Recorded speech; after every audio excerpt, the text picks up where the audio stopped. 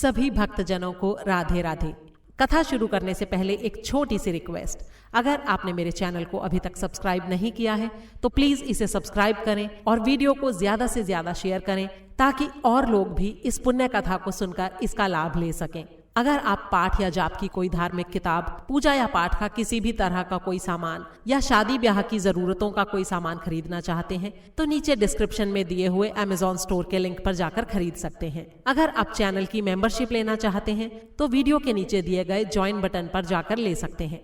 कार्तिक मास की सारी कहानियों को एक साथ एक ही वीडियो में सुनने के लिए ऊपर आई बटन पर क्लिक करें। कार्तिक के महीने में विशेष फल देने वाली माँ लक्ष्मी जी की कहानी और विष्णु सहस्त्र नाम सुनने के लिए भी ऊपर आई बटन पर क्लिक करें। तो शुरू करते हैं आज की कथा। कार्तिक मास महात्म्य 25वां अध्याय। दैत्य गुरु शुक्राचार्य ने राजा बलि को बौने ब्रह्मचारी के रूप में भगवान के आने का कारण बतलाते हुए कहा, हे राजा बलि, तुम्हारा राज्य प्राप्त करने के लिए ही अदिति के गर्भ से जन्म लेकर भगवान विष्णु स्वयं इस रूप में तुम्हारे यज्ञ में आए हैं। दान के रूप में उन्हें कुछ भी मत देना वरना चले जाओगे। इसके उत्तर में बलि ने कहा, हे गुरुदेव, आप मुझे अधर्म का उपदेश क्यों देते हैं? घर आए याचक को दान न देना अधर्म का आचरण नहीं तो और क्या है? यदि विष्णु भगवान स्वयं याचक बनकर मेरे द्वार पर आए हैं तो इससे बढ़कर मेरे लिए सौभाग्य की और क्या बात हो सकती है। मैं जितने यज्ञ आदि करता हूँ वे सभी भगवान विष्णु को प्रसन्न करने के लिए ही तो करता हूँ। इसलिए बटुक के रूप में वे जो कुछ भी मुझसे मांगेंगे मैं उन्हें अवश्य दूंगा। शुक्राचार्य और बलि के बीच अभी ये वार्तालाप चल ही रहा था कि वामन भगवान राजा बलि के यज्ञ मंडप में आ गए। बलि ने अर्घ्य आदि देकर उनका यथोचित आदर सत्कार किया। फिर हाथ जोड़कर बोला, हे नाथ, आपके दर्शन पाकर मैं धन्य हो गया। अब आज्ञा दीजिए कि मैं आपकी क्या सेवा करूं।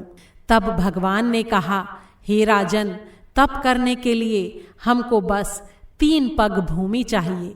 ये सुनकर राजा बलि ने हंसकर कहा, हे बटुक, तुमने ये क्या मांगा? कुछ धन, ग्राम, शहर, हाथी या घोड़े आदि मांगे होते। ये सुनकर वामन भगवान बोले, हे दैत्यराज, मुझे किसी प्रकार का लालच नहीं है। मुझे तो तप के लिए केवल 3 पग भूमि ही चाहिए। हे राजन, ये पृथ्वी सदैव किसी के पास नहीं रहती। सारी पृथ्वी को भोगने वाले मानधाता जैसे राजा आज कहाँ हैं? इसलिए मुझे अधिक लोभ नहीं है, मात्र 3 पग भूमि ही चाहता हूँ। चंचल लक्ष्मी को यज्ञ और दान आदि में लगाकर तुम्हारी तरह जो अपना मार्ग सुधार लेते हैं वे लोग धन्य हैं। भूमि के दान से उत्तम न आज तक कोई दान हुआ है और न आगे होगा। इसलिए हे दानवीर राजा, मुझे मात्र 3 पग भूमि दे दीजिए। भगवान विष्णु ने राजा बलि को समझाते हुए आगे कहा, हे राजा बलि, इस संबंध में मैं तुम्हें एक प्राचीन इतिहास सुनाता हूँ, ध्यानपूर्वक सुनो। पहले ब्रह्मकल्प में भद्रमती नाम का एक दरिद्र ब्राह्मण था। उसके श्रुता, सिंधु, यशोमती, शोभा, कामिनी तथा मालिनी नामक 6 स्त्रियां थीं और अनेकों पुत्र थे। जब दरिद्रता के कारण वे सभी भूख से बड़े व्याकुल हो गए तब वो ब्राह्मण अपने कुटुंब के साथ कौशाम्बी नामक नगरी में चला गया। वहां जाकर भद्रमती ने सुघोष नाम के एक धनी ब्राह्मण से 5 पग भूमि मांगी, जो उसने उसे दे दी।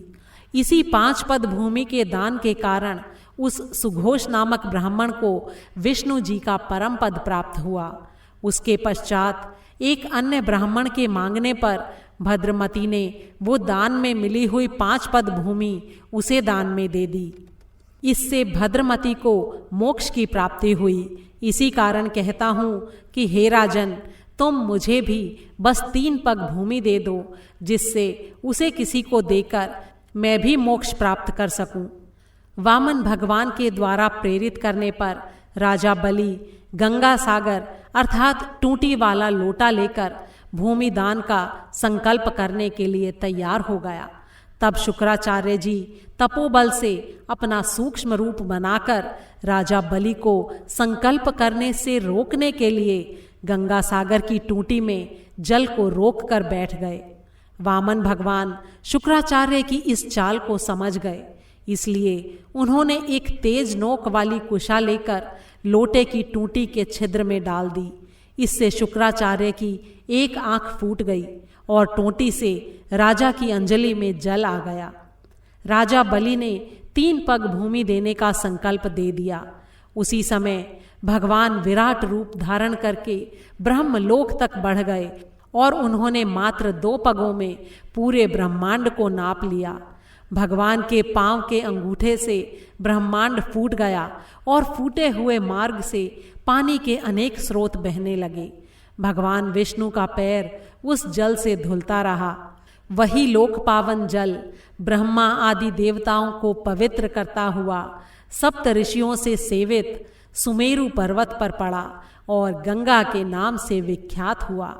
इस प्रकार पतित पावनी गंगा की उत्पत्ति भगवान के चरणों से हुई, जिसके स्नान और स्मरण मात्र से जन्म जन्मांतर के पाप नष्ट हो जाते हैं। ये दृश्य देखकर सारे देवता तथा ऋषि मुनि स्तुति करते हुए बोले, हे अनंत मूर्ति, जगत के संचालक, परमपिता और सबके स्वामी, आपको हमारा नमस्कार है। इस प्रकार स्तुति सुनकर भगवान ने उन सब देवताओं को उनका अपना अपना स्थान दिला दिया और बाली को रसातल भेजते हुए उसे ये वरदान दिया कि अग्नि में बिना मंत्रों के उच्चारण किए जो हवन किया जाएगा वो तथा कुपात्र को अपवित्रता से दिए गए दान का फल तुम्हें प्राप्त होगा। इस प्रकार भगवान ने देवताओं को सुंदर स्वर्ग तथा बलि और अन्य दैत्यों को पाताल लोक दिया। इतना कार्य पूरा करके विराट भगवान फिर से वामन रूप हो गए।